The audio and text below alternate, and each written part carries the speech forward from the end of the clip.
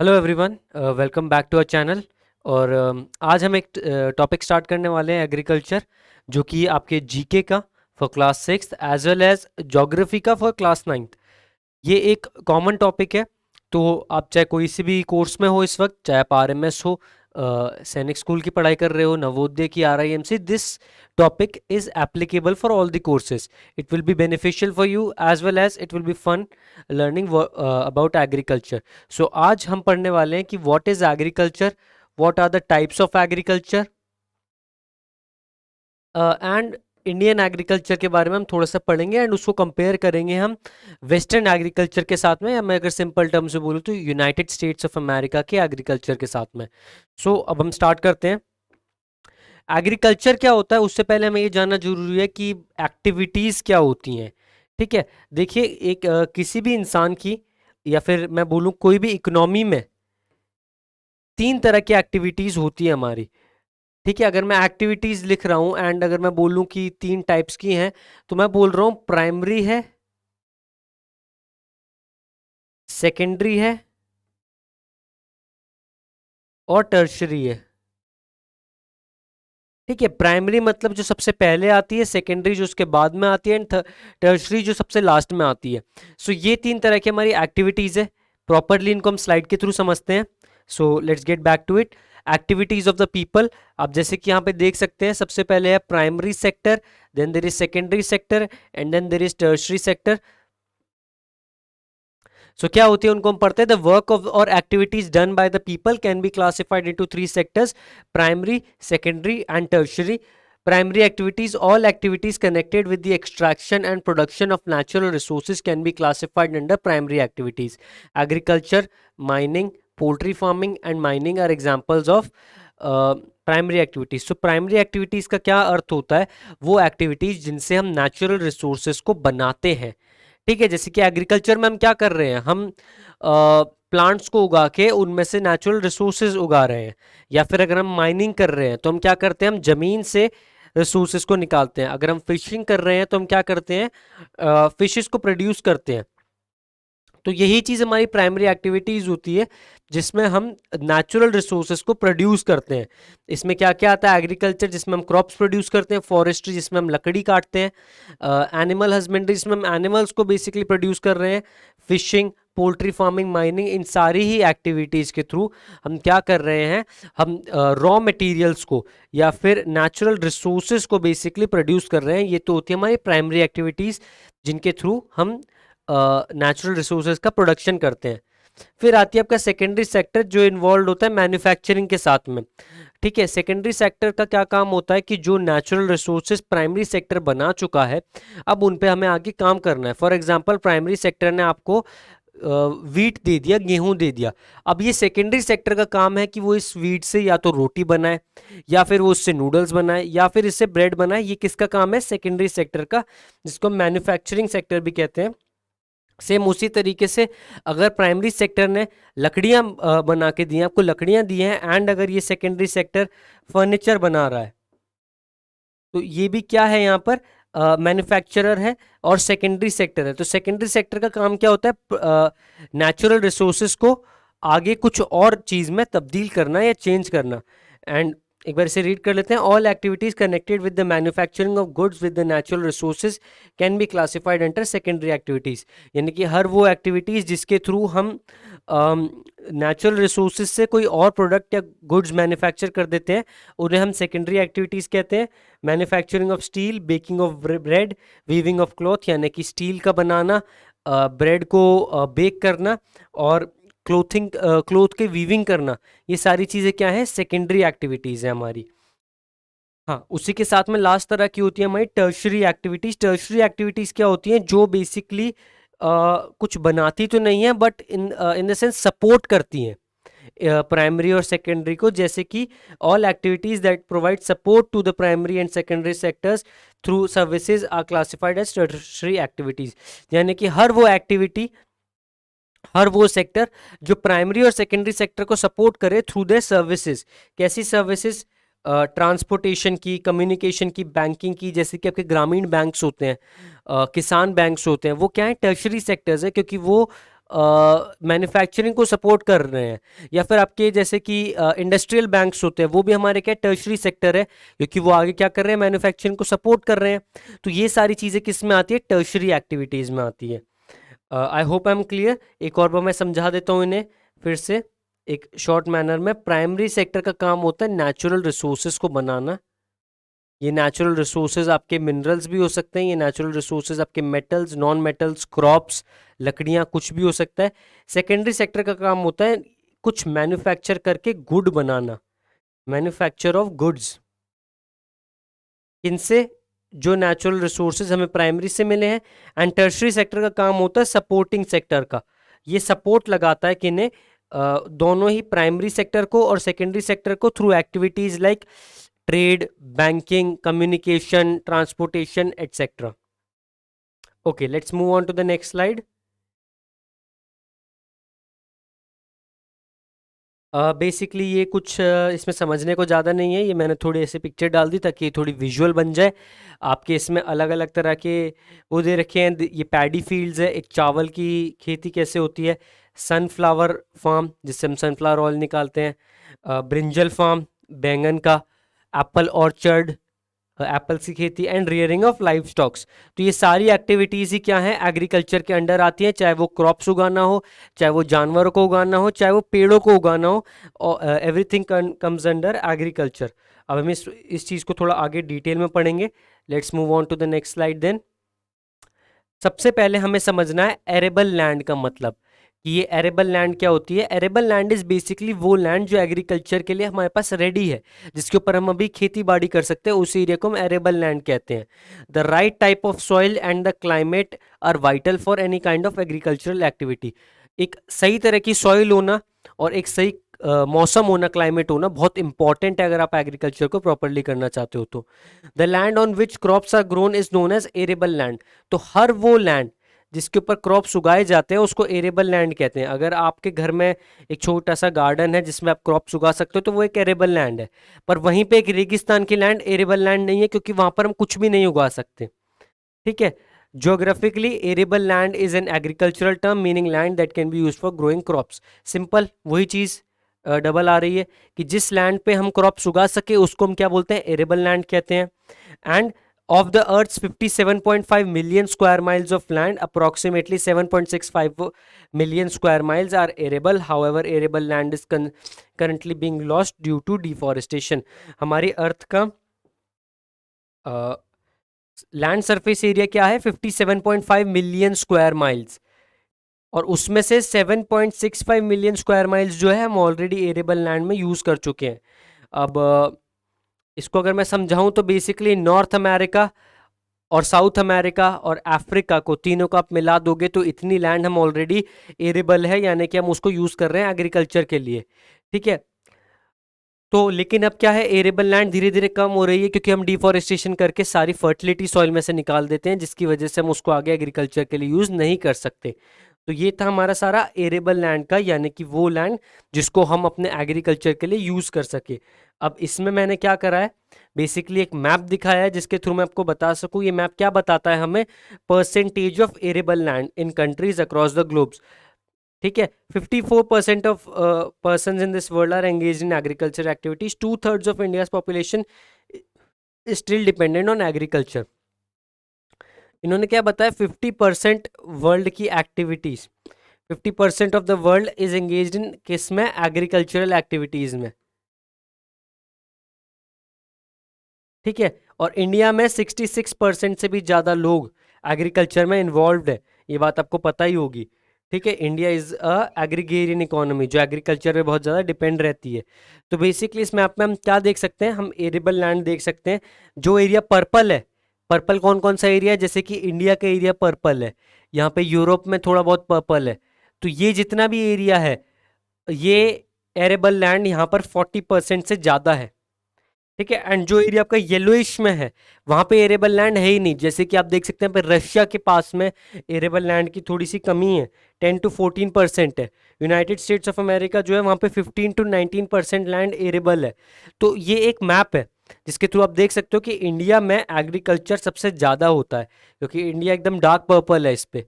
तो आप कह सकते हो कि India is an agriculture country या एग्रीगेरियन इकोनॉमी। जिस जिस भी कंट्री में एग्रीकल्चर बहुत ज़्यादा होता है उसको हम क्या बोलते हैं, एग्रीगेरियन।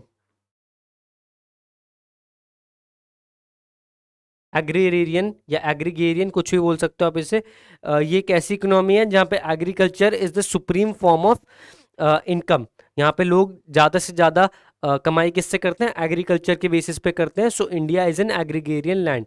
तो ये आपका मैप है जिसके थ्रू आप इसमें देख सकते हो कि कौन सी कंट्रीज बेसिकली कितना एग्रीकल्चर करती हैं। आप चाहे तो इसका एक स्क्रीनशॉट ले सकते हैं ताकि जिससे आप बेटर समझ सकें कि कौन सी कंट्री एग्रीकल्चर पे डिपेंडेड है एंड कौन सी नहीं है।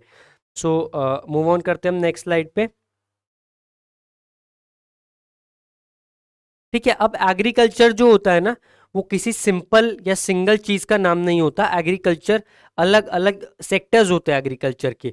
अब क्या क्या सेक्टर्स होते हैं उसको देख लेते हैं। कल्टी एग्रीकल्चर देखते हैं क्या होता है। Cultivation on soil, growing crops and rearing life stock. ठीक है, ये सारे कल्टीवेशन के पार्ट है। तो एग्रीकल्चर में क्या होता है, हम क्रॉप्स उगाते हैं, हम सॉइल के ऊपर कल्टीवेशन करते हैं, इसलिए इसे हम क्या कहते हैं, एग्रीकल्चर। सेरिकल्चर क्या होता है, rearing of silk worms to extract silk. मतलब वो कल्टीवेशन जिसमें हम सिल्क वॉर्म्स यानी कि सिल्क की रियरिंग करते हैं, उसको हम क्या कहते हैं, सेरिकल्चर। कल्टीवेशन ऑफ ग्रेप्स को हम क्या कहते हैं, विटिकल्चर। ठीक है, जहाँ पे हम क्या उगाते हैं, ग्रेप्स उगाते हैं। ठीक है, उसी हिसाब से हॉर्टिकल्चर किसे कहते हैं, growing vegetable flowers and fruits for commercial uses. ऐसे ग्रीन हाउसेस के अंदर जब फ्लावर्स और फ्रूट्स उगाए जाते हैं उसको हम हॉर्टिकल्चर कहते हैं। एक हॉर्टिकल्चर एग्रीकल्चर से अलग क्यों होता है, एग्रीकल्चर में हम जमीन पे उगाते हैं एंड इसमें यूजुअली हम किस में उगा रहे हैं, ग्रीन हाउसेस के थ्रू। ठीक है, तो इसको हम क्या कहते हैं, हॉर्टिकल्चर।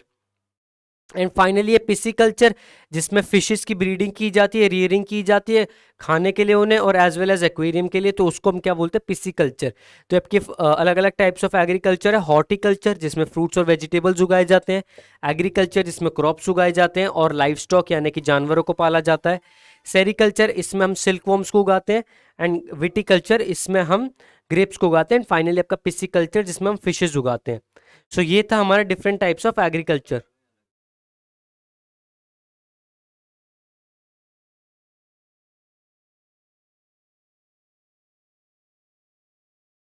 ठीक है, अब input work and output of farming है कि किसमें हम क्या चीज डालते हैं एंड हमें क्या मिलती है। एग्रीकल्चर और farming can be called as a system. Now let us look at the important work and output of the system.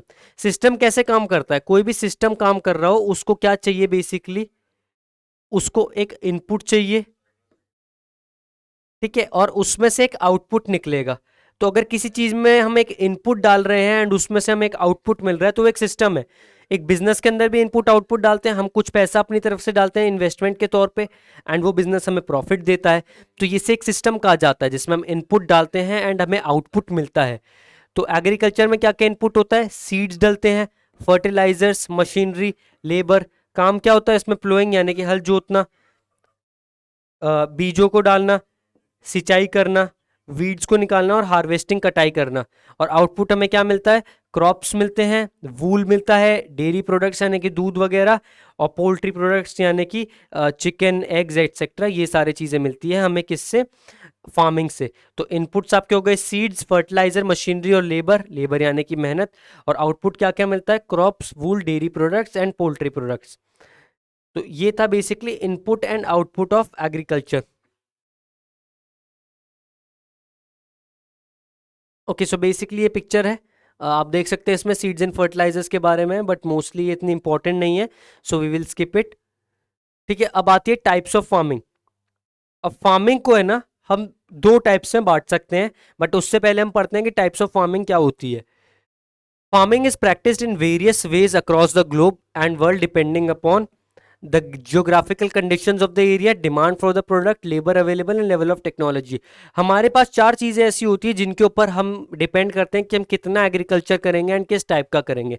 सबसे पहला तो क्या होता है, जोग्राफिकल कंडीशंस ऑफ एरिया, कि क्या जिस एरिया की हम बात कर रहे हैं वहाँ पे कंडीशंस अच्छे भी हैं कि नहीं है। जैसे कि अगर मैं बोलूँ सहारा डेजर्ट में जाके खेती करिए तो वो इम्पॉसिबल है, वो नहीं हो सकती। या मैं आपको बोलूँ एंटार्क्टिक में जाके पौधे उगाइए, वो चीज़ नहीं हो सकती। तो सबसे पहले इंपॉर्टेंट है कि जोग्राफिकल एरिया क्या है, क्लाइमेट क्या है, लैंड कैसी है वहाँ पर। This is the first important part. Second है डिमांड फॉर द प्रोडक्ट। हर चीज़ स्टार्ट करने से पहले उसकी डिमांड देखी जा रही है। आज अगर हम वीडियोस भी बना रहे हैं यहाँ पर यूट्यूब पे या आपके ऑनलाइन प्लेटफॉर्म्स पे, जिस पे भी आप इसे देख रहे हो, तो वो हम क्यों बना रहे हैं? क्योंकि उसकी एक डिमांड है। तो अगर एग्रीकल्चर की डिमांड नहीं है एरिया में, तो वो एग्रीकल्चर नहीं किया जाएगा, right? So second cheese is demand. Third is labour, कि कितना लेबर है काम करने का हमारे पास में, क्या हमारे पास दिहाड़ी पे मजदूर रेडीली अवेलेबल है कि नहीं है। And fourth is level of technology, किस तरह की टेक्नोलॉजी हम यूज़ करते हैं। क्या हम आज भी गाय बैलों के थ्रू हल को जोत रहे हैं, या आज भी हम किसानों मतलब लेबर से जुतवा रहे हैं, या फिर हमारे पास ऑलरेडी ट्रैक्टर्स या कंबाइनर्स आ चुके हैं। ये चीज़ हमें देखनी है। तो क्लासिफिकेशन ऑफ फार्मिंग इन चारों के हिसाब से दो तरीकों पे हम कर सकते हैं।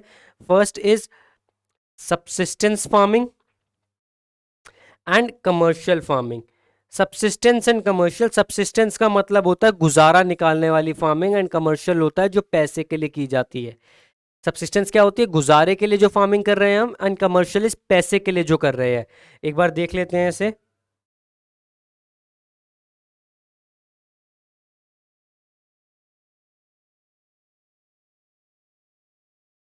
ठीक है, फार्मिंग हो गई हमारी।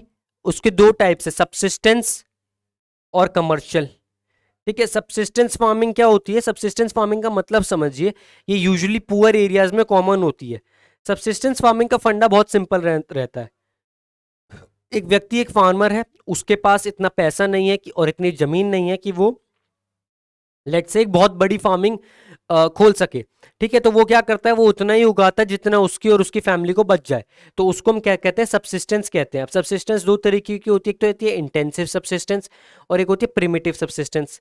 इंटेंसिव होती है जो हल्की फुल्की मॉडर्नाइज हो चुकी है।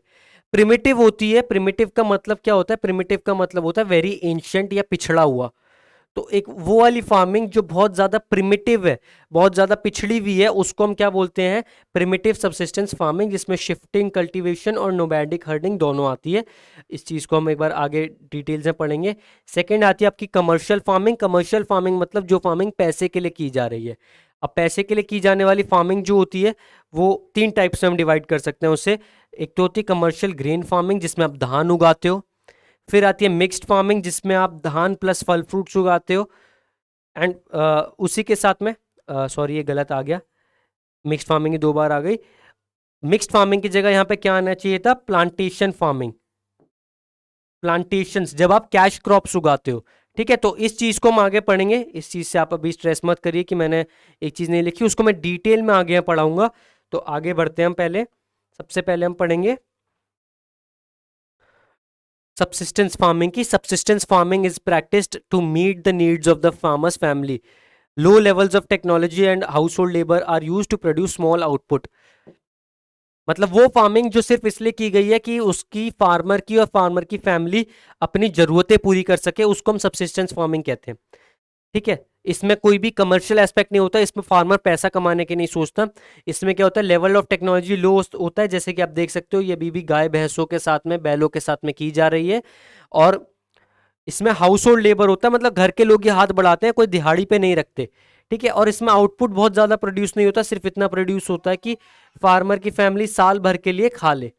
तो इसको हम क्या बोलते हैं? इसको हम कहते हैं सबसिस्टेंस फार्मिंग। ओके।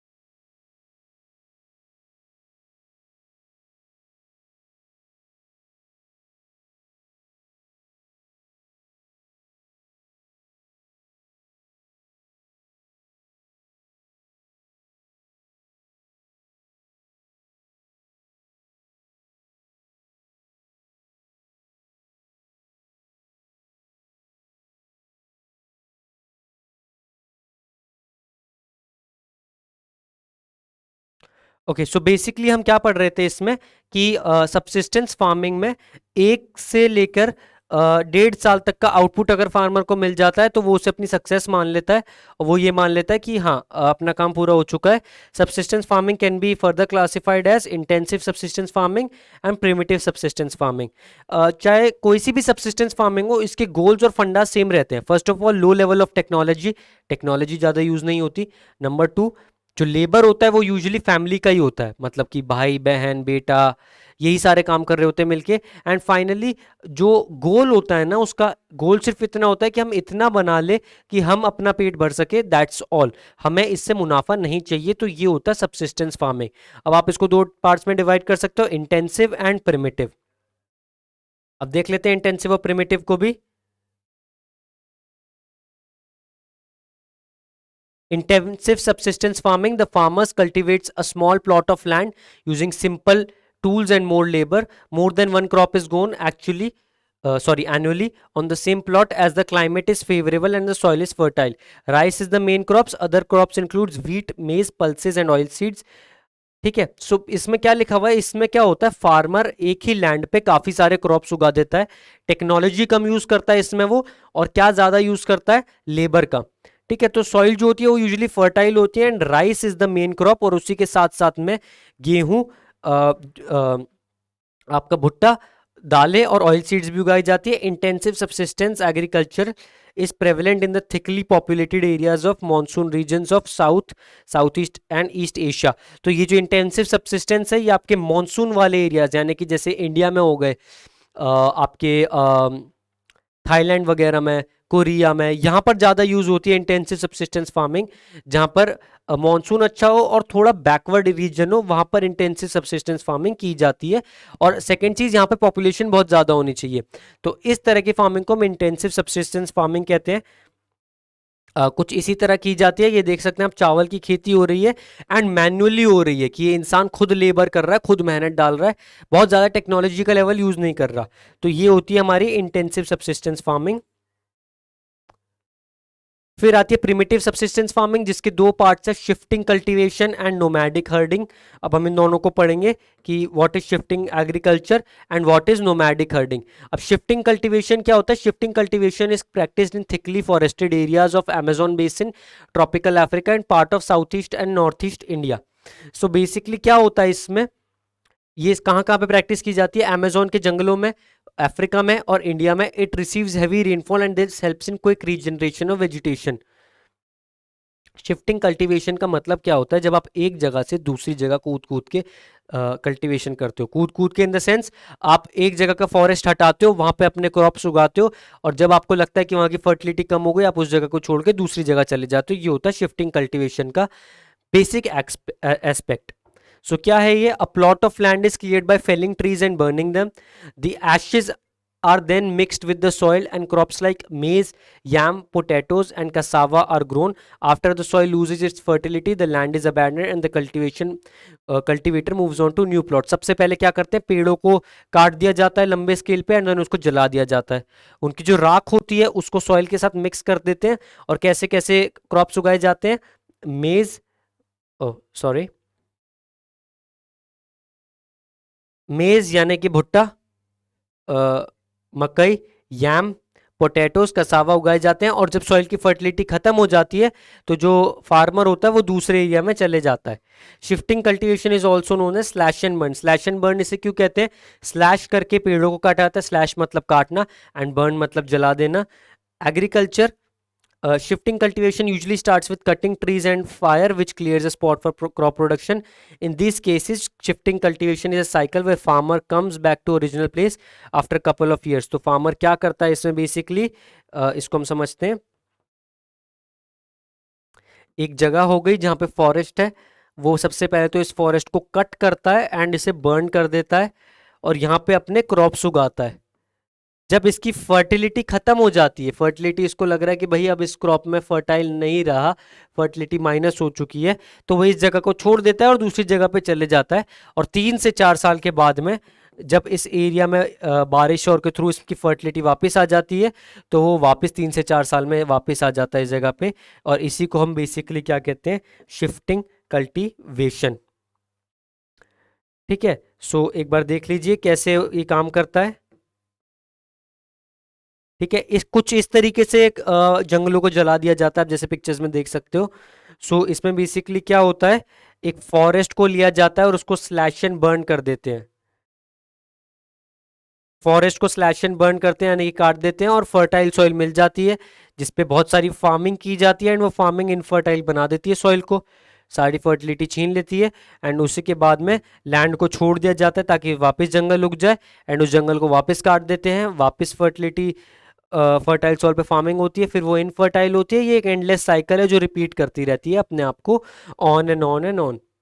सो ये होता है शिफ्टिंग कल्चर का बेसिकली सारा काम। अब जो शिफ्टिंग कल्टीवेशन है ना, उसके खिलाफ बहुत सारी आवाज़ें उठाई जा रही है कि इसको कम्प्लीटली बैन कर देना चाहिए, क्योंकि सबसे पहले तो ये हमारे जंगल नष्ट करता है और उसी के अंदर जो सारे जानवर होते हैं उनको ख़त्म करता है। बहुत सारी कंट्रीज़ ने ऑलरेडी शिफ्टिंग कल्टीवेशन पे बैन लगा दिया है, एंड हो सकता है इंडिया भी इस पे प्रॉपर बैन लगा दे। इंडिया के प्रोटेक्टेड एरियाज जो हैं फॉरेस्ट के, आप उनको वहाँ पे जला नहीं सकते एग्रीकल्चर के लिए, तो आप कह सकते हो कि इंडिया में भी सेमी बैंड है ये, मतलब हल्की फुल्की बैंड है। आने वाले टाइम में कंप्लीटली बैन हो जाएगी और शिफ्टिंग कल्टीवेशन की प्रथा इंडिया से गायब हो जाएगी, जो कि एक बहुत अच्छी चीज़ है मैं मानता हूँ, क्योंकि शिफ्टिंग कल्टीवेशन जो है हमारे जानवरों को और हमारी वनस्पति को नुकसान पहुंचाता है। अब है nomadic herding. Nomadic herding is practised in semi arid areas of Sahara, central Asia and some parts of India like Rajasthan and Jammu Kashmir. मतलब एक ऐसे एरिया में नोमैडिक हर्डिंग करते हैं जहाँ पर फर्टिलिटी ना हो सॉइल में बहुत ज़्यादा, और इसीलिए इसका नाम है नोमैडिक। नोमैडिक मतलब खानाबदोश लोग जिनका कोई घर नहीं होता, इधर से उधर घूमते रहते हैं। So in nomadic farming, herdsmen move from place to place with their animals for fodder and water along with definite route. The nomads move from place to place due to restraints of climate and land. तो इसमें क्या होता है, वो अपने जो nomadic लोग होते हैं, खानाबदोश लोग, वो चारे की तलाश में और पानी की तलाश में इधर से उधर भटकते रहते हैं अपने जानवरों के साथ में, और उन्हें लगातार घूमना पड़ता रहता है क्योंकि क्लाइमेट उनके ऊपर प्रॉब्लम्स डाल देता है। अगर वो एक जगह बहुत ज़्यादा रुक गए तो गर्मी बहुत ज़्यादा बढ़ जाएगी, इसलिए वो जगह टू जगह घूमते रहते हैं। उसी के साथ में sheep, camel, yak, goats are the most commonly reared by the nomads. These animals provide milk, meat, wool, hides and other products to the herders and their family. Camel India में आपको पता है यूज होता है, याक, sheep और goats को use किया जाता है क्योंकि ये मीट, मिल्क, फर, लेदर प्रोवाइड करते हैं फार्मर्स को। इसको हम कहते हैं nomadic herding.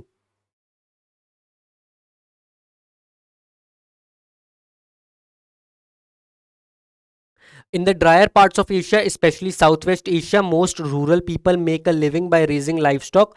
Many are nomads who move with their herds of animals over large territories, constantly seeking good supplies of grass and water. The people live simply and carry their tents and belongings with them.